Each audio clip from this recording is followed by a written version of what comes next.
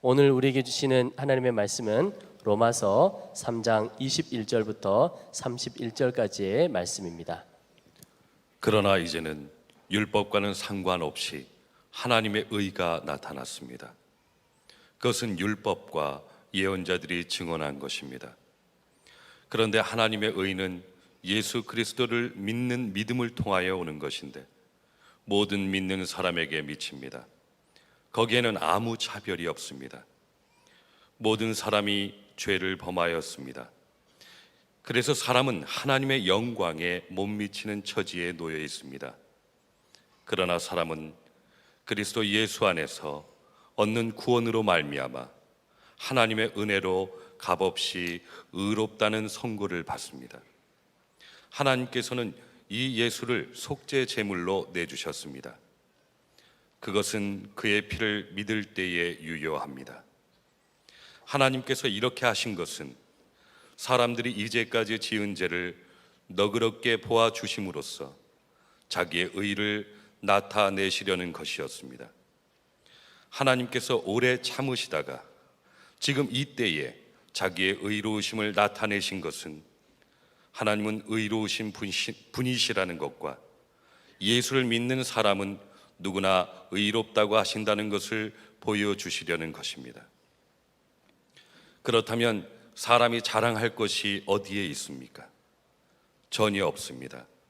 무슨 법으로 의롭게 됩니까? 행위의 법으로 됩니까? 아닙니다. 믿음의 법으로 됩니다. 사람이 율법의 행위와는 상관없이 믿음으로 의롭다고 인정을 받는다고 우리는 생각합니다. 하나님은 유대 사람만의 하나님이십니까? 이방 사람의 하나님도 되시지 않습니까? 그렇습니다. 이방 사람의 하나님도 되십니다. 참으로 하나님은 오직 한 분뿐이십니다. 그러므로 하나님께서는 할례를 받은 사람도 믿음을 보시고 의롭다고 하시고 할례를 받지 않은 사람도 믿음을 보시고 의롭다고 하십니다. 그러면 믿음으로 말미암아 우리가 율법을 폐합니까? 그럴 수 없습니다. 도리어 율법을 굳게 세웁니다. 저는 어릴 때부터 들은 말이 행복은 성적순이다, 그런 생각을 했었습니다.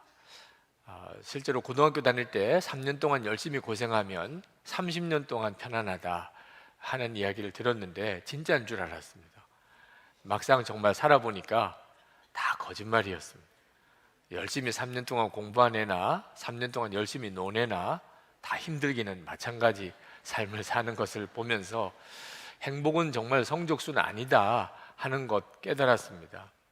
저는 사람이 착한 사람부터 악한 사람까지 이렇게 쭉 구분이 되는 줄 알았습니다. 정말 천국에 갈 수밖에 없을 정도로 그렇게 선한 사람도 있고 지옥에 갈 수밖에 없는 악한 사람도 있다고 생각했습니다. 좋은 사람, 나쁜 사람 있는 줄 알았습니다. 좋은 나라, 나쁜 나라 있는 줄 알았습니다. 예수님 믿고 난 다음에 그 생각이 다 무너졌습니다.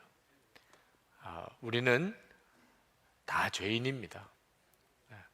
하나님 앞에서 죄인 아닌 사람이 없다는 사실을 깨달았어요. 고상하고 아주 수준 높은 교양 있는 사람이 그렇지 못한 사람보다 더 나쁜 죄인일 수 있다는 사실을 예수님 믿고서야 비로소 알았습니다. 저는 그전에는 공부 많이 하고 고상하고 경건하고 교양 있는 사람은 아무래도 수준이 높은 사람인 줄 알았습니다. 근데 예수님께서 바리새인이 세리보다도 더 죄인이라고 말씀하신 것을 듣고 충격을 받았습니다. 어떻게 그럴 수 있을까? 예수님께서 말씀하신 것은 윤리적인 죄보다 더 큰 죄가 영적인 죄, 교만의 죄라는 겁니다. 그래서 고상하고 교양 있는 사람이 아주 세상에 파렴치한 사람들보다도 더 죄인일 수 있는 겁니다. 그게 교만죄 때문입니다. 지난 주간에 헌법재판소에서 우리나라에는 더 이상 간통죄라는 게 없다는 판정을 내렸습니다. 마음이 참 안타까웠습니다. 물론 간통죄라는 죄가 있기 때문에 사람이 간음을 하지 않는 일은 아닙니다. 사람을 간음하지 않게 하는 효과가 없어요. 그렇지만 배우자가 있는 사람이 다른 사람과 간음한 것이 죄다, 그걸 이해하는 게, 그걸 정하는 게 그렇게 힘든 문제일까? 이제는 더 이상 그게 죄가 아니라고 해버리면, 그러면 그 뒤에 더 엄청난 일이 벌어지는 것을 어떻게 하려나 하는 걱정이 되더라고요. 근데 어떤 분이 거기에 이런 글을 쓰셨어요. 예수님께서도 간음이 죄가 아니라고 이야기하셨다는 거예요. 이건 정말 잘못 이해하고 있는 것입니다.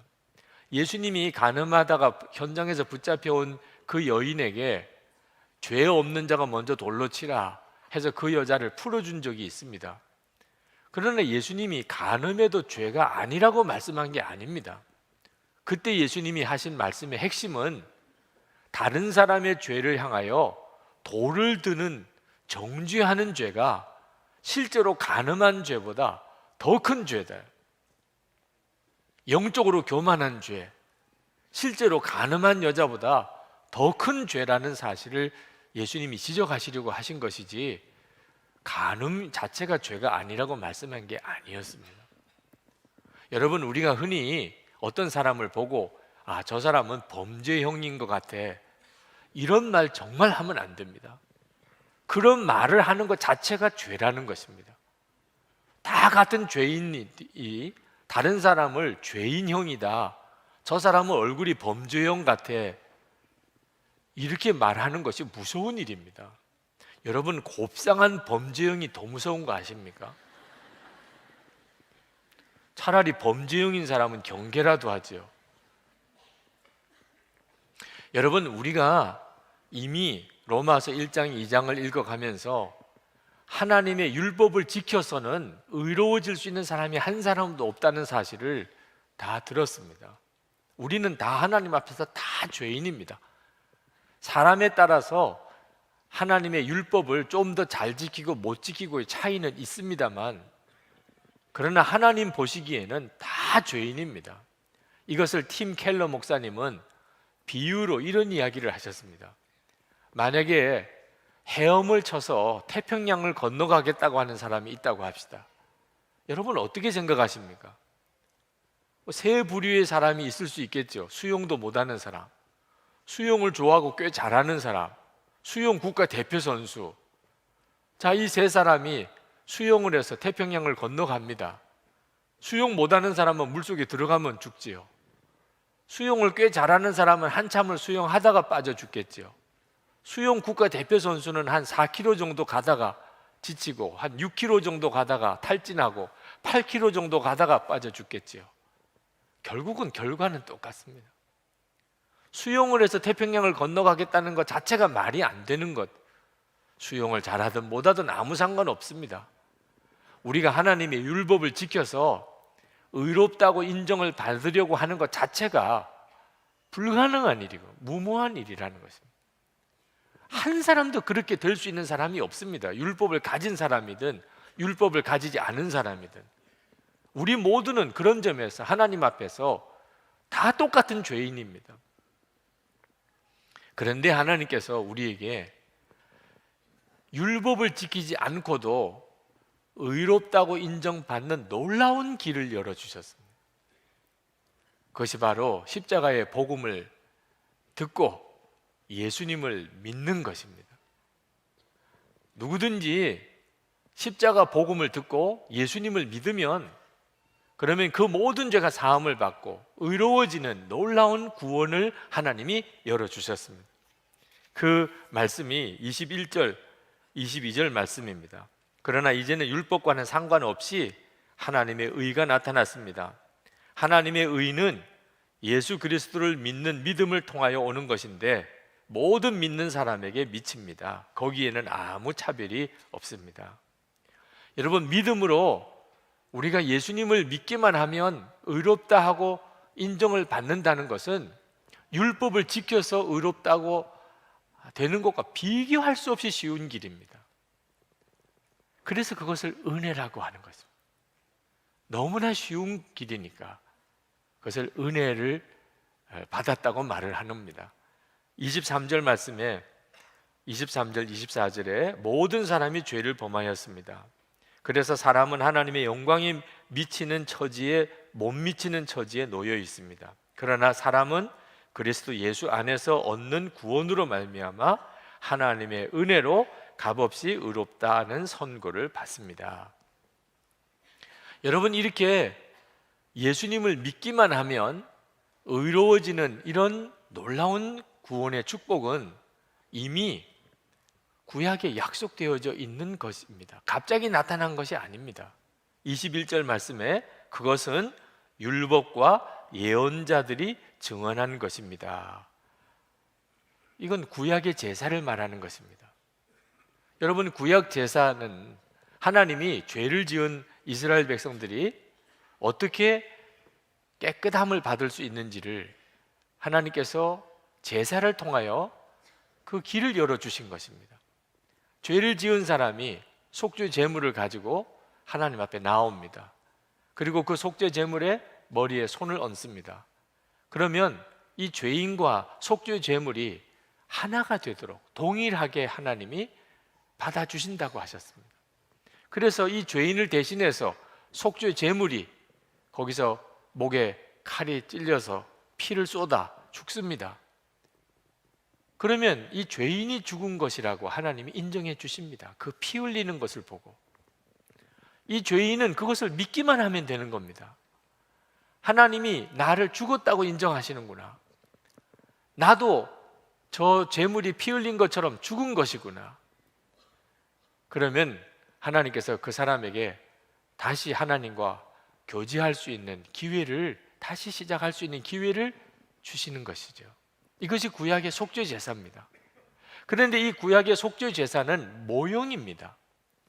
어떤 원형이 있는데 그 원형을 그냥 모형으로 보여주는 것입니다. 그 원형은 바로 예수님의 십자가입니다. 예수님께서 우리의 속죄 제물이 되셨다고 그랬습니다. 저와 여러분의 속죄 제물이 되셨다고 그랬습니다. 25절 말씀에 하나님께서는 이 예수를 속죄 제물로 내주셨습니다. 그것은 그의 피를 믿을 때에 유효합니다. 예수님께서 우리의 속죄 제물이 되셔서 십자가에 죽으셨습니다. 예수님이 죽으셨습니다. 우리는 죄인인데 예수님은 속죄 제물이시고, 그런데 예수님이 죽으셨습니다. 그러면 내가 죽은 것입니다. 우리는 예수를 믿고 나는 죽었다고 고백을 합니다. 많은 분들이 그 점에 대해서 아직 선뜻 담대한 고백을 못하고 있습니다. 나는 죽었다고. 여러분, 여러분이 죽었는지 안 죽었는지는 예수님이 죽으셨는지 안 죽으셨는지를 보시면 됩니다. 예수님이 십자가에서 죽으셨습니까? 그렇지요. 분명히 죽으셨지요. 그러면 나도 죽은 것입니다. 왜? 하나님께서 죄인과 속죄 제물을 하나로 보신다고 하셨기 때문입니다. 그러므로 여러분들이 담대하게 나는 죽었습니다, 이렇게 고백할 수 있는 것입니다. 예수님이 죽으셨기 때문에. 이것이 바로 그의 피를 믿을 때에 유효합니다라고 하는 말씀입니다. 예수님은 십자가에서 피 흘려 죽으셨습니다. 나는 그것을 믿습니다. 그러면 내가 죽은 것이라고 하나님이 받아주십니다. 그래서 우리의 죄가 깨끗이 된 것입니다. 우리는 의롭다고 하나님이 이제 인정을 해주시는 것입니다. 여러분, 이 놀라우신 은혜는 모든 사람에게 다 허락된 것입니다. 율법을 가진 사람이든 율법을 가지지 않은 사람이든 동일합니다. 누구든지 예수님의 십자가의 복음을 듣고 예수님을 믿기만 하면 그러면 그는 의롭다함을 받습니다. 30절 말씀에 하나님께서는 할례를 받은 사람도 믿음을 보시고 의롭다 하시고, 할례를 받지 않은 사람도 믿음을 보시고 의롭다고 하십니다. 하나님께서 이처럼 율법을 지키는 것이 아니고 예수님을 믿음으로 의롭다함을 주시는 이유는 자랑하지 않게 하려고 하심이라고 했습니다. 27절에 그렇다면 사람이 자랑할 것이 어디에 있습니까? 전혀 없습니다. 여러분, 율법 생활과 은혜 생활의 차이의 대표적인 것이 자랑하는 것입니다. 여러분, 아무리 교회 생활 열심히 하고 신앙생활 열심히 하는 것 같아도 마음에 은근히 자랑하고, 내가 열심히 신앙생활 했다고 드러내고, 내가 직분이 높다고 자랑하고, 다른 사람을 판단하고 무시하고 하면 그 사람은 실제로는 율법 생활을 하고 있는 것입니다. 믿음은 자랑할 게 아무것도 없습니다. 전적으로 하나님의 은혜이니까. 그래서 은혜 생활하는 사람은 자랑하지 않습니다. 그런데 믿음으로 구원받았다는 사람들 중에도 자랑하는 사람이 생기는 것이 참 어처구니 없는 일입니다. 믿음을 자랑하는 거예요. 이제는 믿음을. 여러분들 중에도 그런 사람이 있을까 봐 걱정이 됩니다. 믿음으로 구원받는다 그러니까 그 다음부터는 믿음을 자랑하는 겁니다. 나는 믿었어. 나는 믿어서 구원받았다고. 너는 믿었니? 너는 어떻게 그렇게 믿음이 없니? 이제는 믿음을 가지고 서로 판단하고 자랑하고 믿음을 내세우는 이런 기가 막힌 이들이 있습니다. 이 극단이 구원파 이단입니다. 그들은 구원을 믿음으로 받는다고 주장합니다. 틀린 말이 아닌 것 같죠? 믿음은 예수님과 구분되는 게 아닙니다. 우리가 구원받는 것은 예수님으로 구원받는 겁니다. 율법을 지켜서 구원받지 못하는 것과 하나님이 우리에게 허락하신 새로운 은혜의 구원은 예수님을 믿는 것입니다. 그냥 믿음이 아닙니다. 예수님과 믿음은 따로 있는 게 아닙니다. 예수님을 믿는 것이 믿음인 것입니다. 그런데 사람들은 믿음이 따로 있는 것처럼 생각합니다.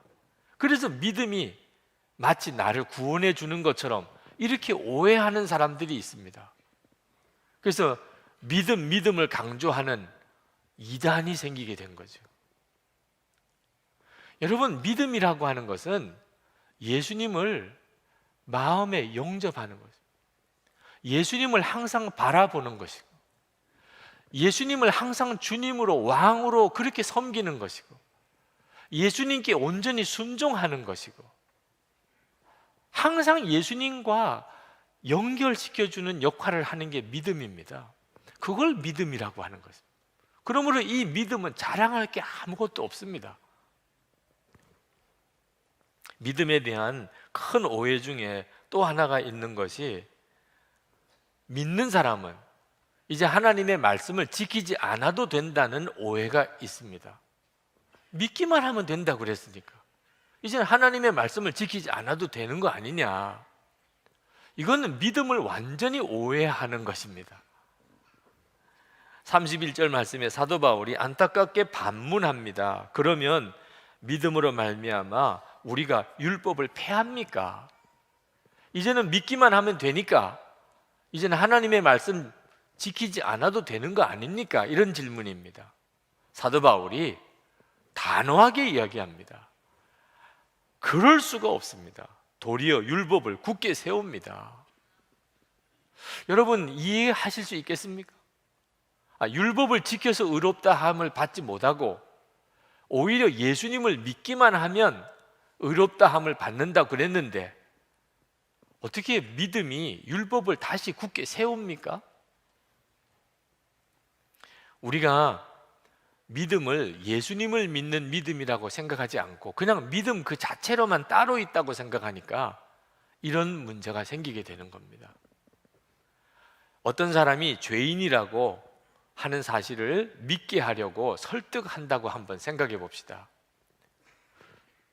당신이 거짓말 한 적이 있습니까? 저 여러 번 했던 적이 있지요. 그러면 그건 죄지요. 그러니 당신이 죄인이지 않습니까? 그러네요. 듣고 보니까 내가 죄인이 맞네요. 자, 이 사람이 죄인인 것을 인정했습니다. 자기가. 그러면 그것을 죄인이라고 믿었다고 말할 수 있겠습니까? 그것은 죄인이라고 들어서 인정을 한 거지 아직까지 믿는다고 말할 수 없어요. 예수를 믿을 때 자기가 죄인이라는 사실을 믿고 예수님을 영접하는 이런 믿음이 아닙니다. 왜 그런가 하면 애통함이 없기 때문에. 나도 거짓말 좀 해봤어요. 나도 부모님 말씀 어긴 적 많습니다. 사람 다 그렇지요 뭐. 죄인이라고 하는 사실을 믿는 것 같은데 애통함이 없습니다. 이 사람은 죄인이라고 하는 사실을 머리로 그냥 인정한 거지 실제로 죄인이라고 하는 사실을 자기가 깨닫고 믿은 게 아니에요. 우리가 어떤 사람을 전도할 때 그때 그 사람에게 믿음을 설득하려고 할 때가 있습니다. 자, 당신이 지금 죽으면 지옥에 갑니다. 죄인이니까. 그러나 지금 당신이 예수님이 당신을 위해서 십자가에 죽으셨다는 사실을 믿고 당신이 예수님을 입으로 주님이라고 시인하면 지금 당신은 모든 죄가 사함을 받고 그리고 하나님의 자녀가 되고 천국에 가게 됩니다. 어떻게 하시겠습니까? 아, 그렇습니까? 그렇게 구원받을 수 있는 겁니까? 그러면 제가 예수님을 믿겠습니다. 천국에 가야지요. 할렐루야. 아, 당신이 이제 예수님을 영접했군요. 이제는 하나님의 자녀가 됐습니다. 아, 정말 축하드립니다. 여러분, 전도할 때 흔히 이런 분위기를 다 경험하셨을 겁니다.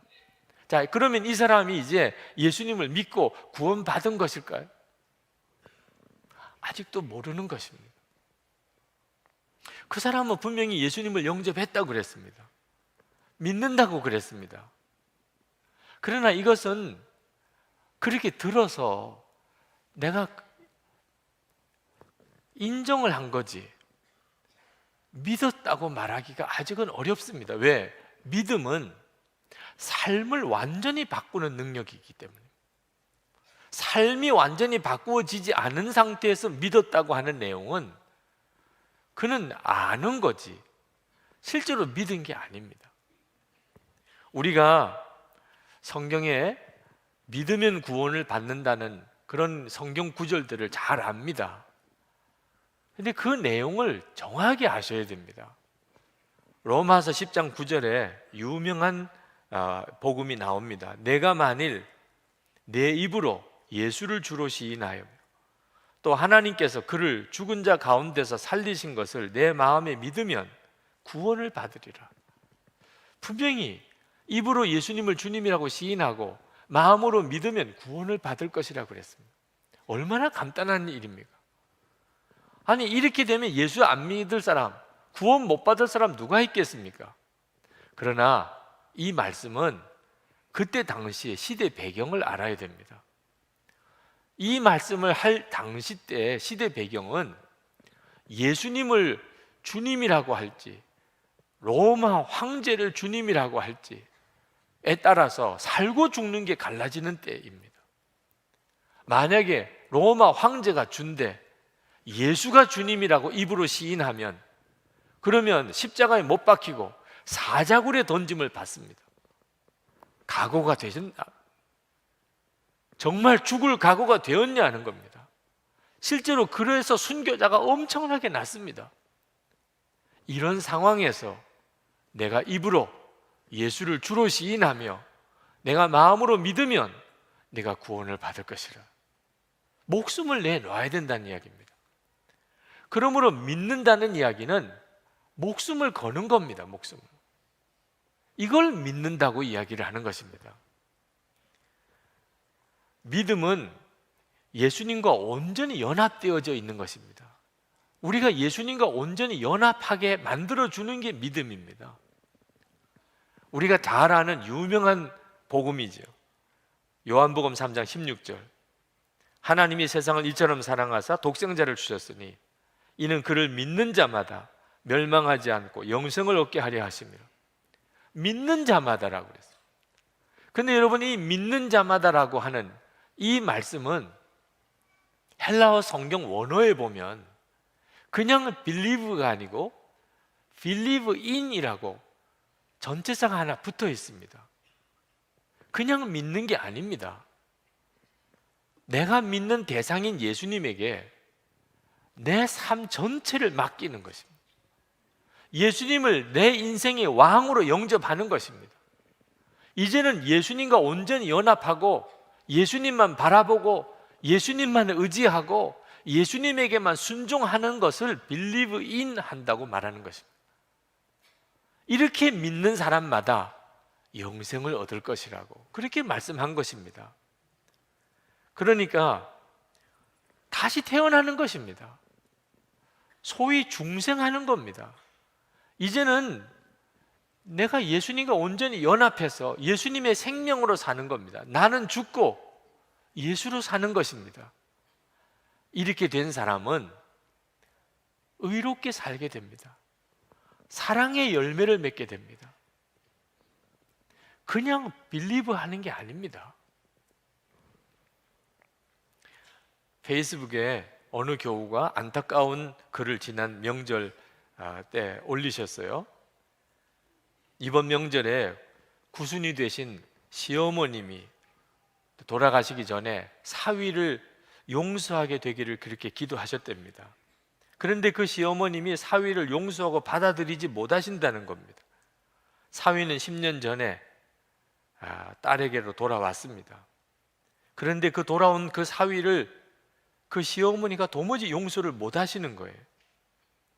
시어머님은 집안에서 정말 신앙 좋은 분, 기도 많이 하는 분, 감사로 사시는 분으로 알고 있는데 누굴 용서하지 않는 마음으로 하나님 앞에 가시면 입으로만 주여 주여 하는 사람이 될까 두렵습니다. 어머님 가슴에 손을 얹고 어머님 여기에 예수님 계신가요? 라고 물었더니 계신다고 믿는다 라고 대답하셨어요. 깜짝 놀랐습니다. 내 마음에 계시다 하고 분명히 대답하지 못하시고 계시다고 믿는다 애매하게 말씀하셨기 때문입니다. 구원은요, 어머님이 받으신 그 구원, 그 용서는 사위를 용서할 만큼 크지 않나요? 그 잘못을 용서할 수 없을 정도로 하찮은 거예요. 했더니 구원은 예전에 받았잖아 이렇게 말씀하십니다.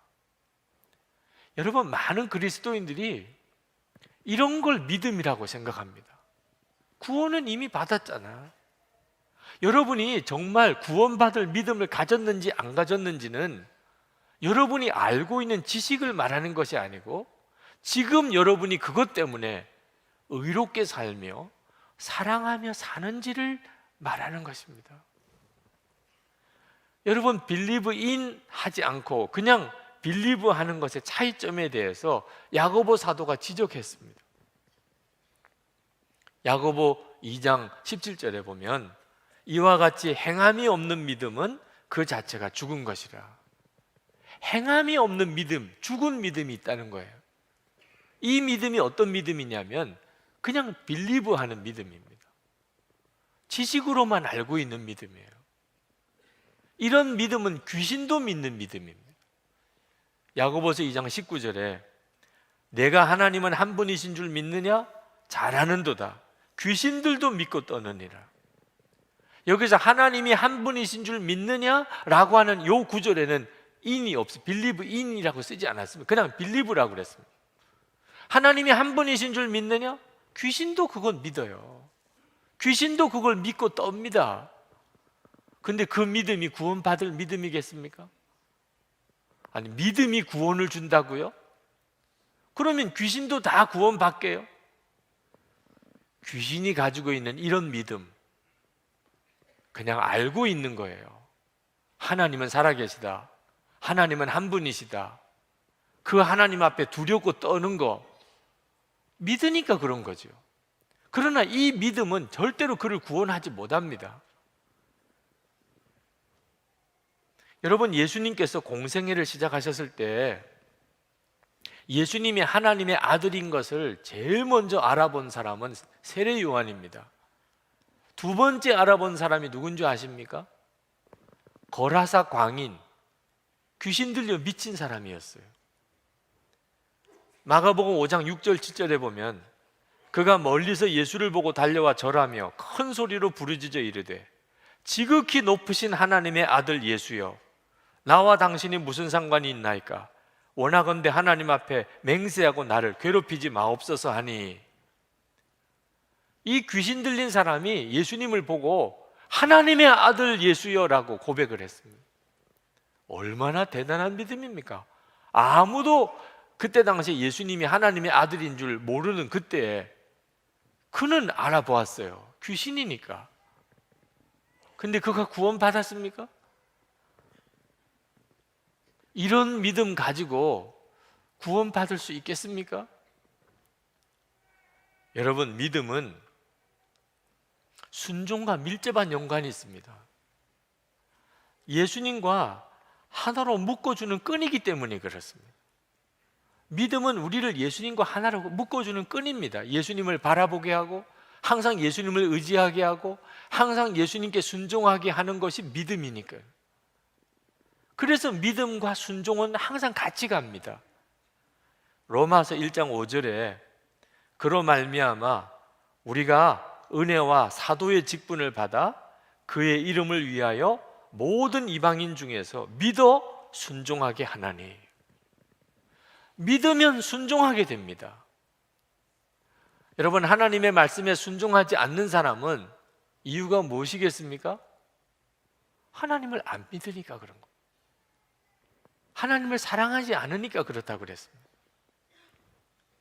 요한복음 3장 36절에 아들을 믿는 자에게는 영생이 있고 아들에게 순종하지 아니하는 자는 영생을 보지 못하고 도리어 하나님의 진노가 그 위에 머물러 있느니라 그랬습니다. 예수님을 믿는 것과 예수님께 순종하는 것은 성경은 같은 내용입니다. 이것이 바로 믿음입니다. Believe in 하는 것입니다. 여러분, 우리에게는 율법을 지켜서 의롭다고 함을 받는 길은 불가능합니다. 하나님이 우리에게 의롭다 하는 새 길을 열어주셨습니다. 그것은 우리가 예수님을 믿는 겁니다. 예수님.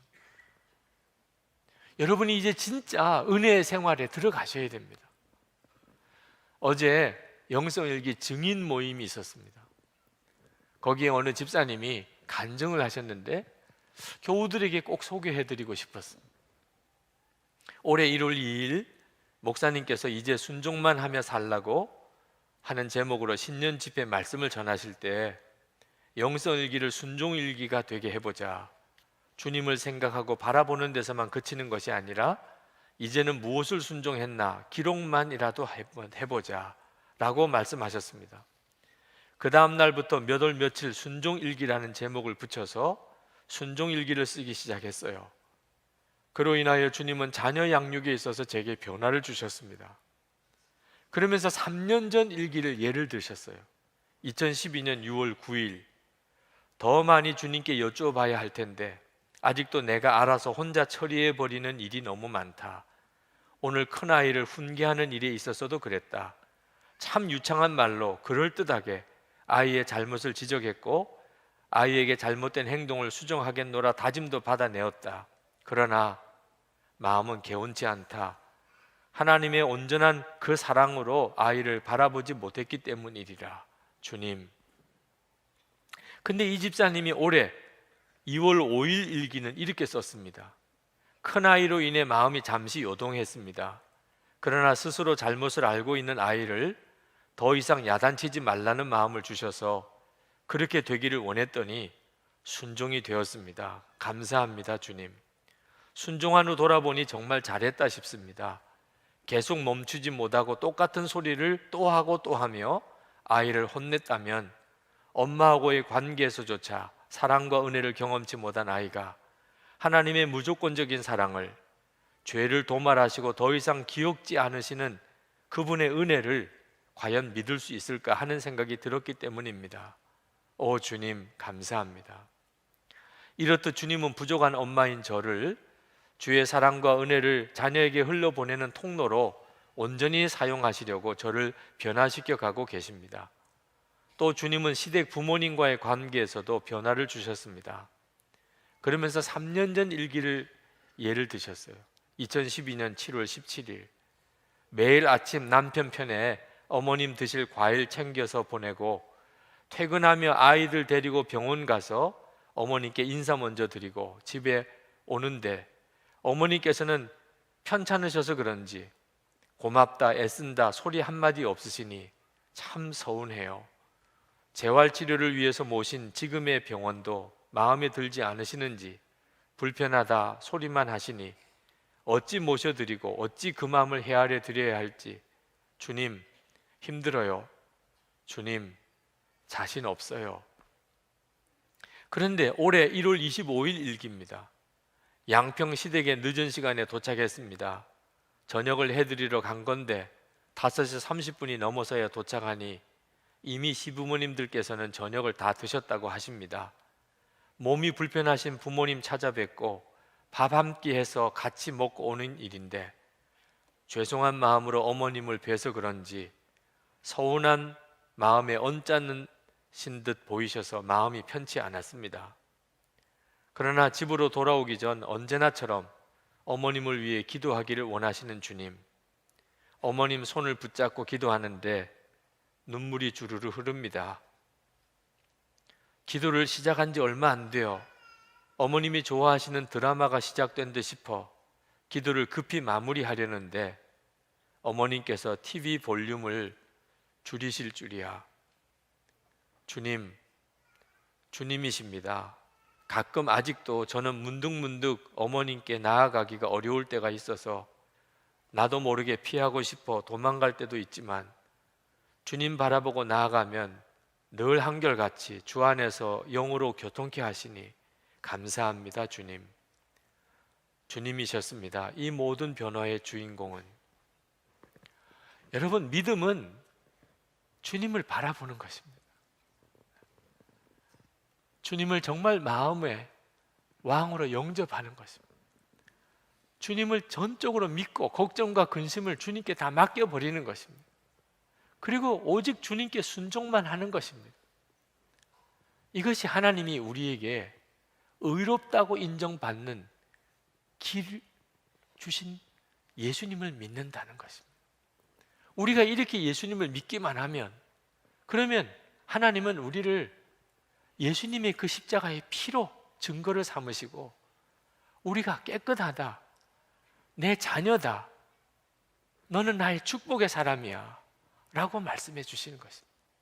그리고 주님이 우리 안에서 우리를 의롭게 살게 하시고 그리고 사랑하며 살게 만들어 주시는 것입니다. 할렐루야. 여러분들이 정말 예수 그리스도 십자가의 복음 안에서 진정으로 예수님을 믿으시는 그런 은혜의 삶을 사시기를 축복합니다.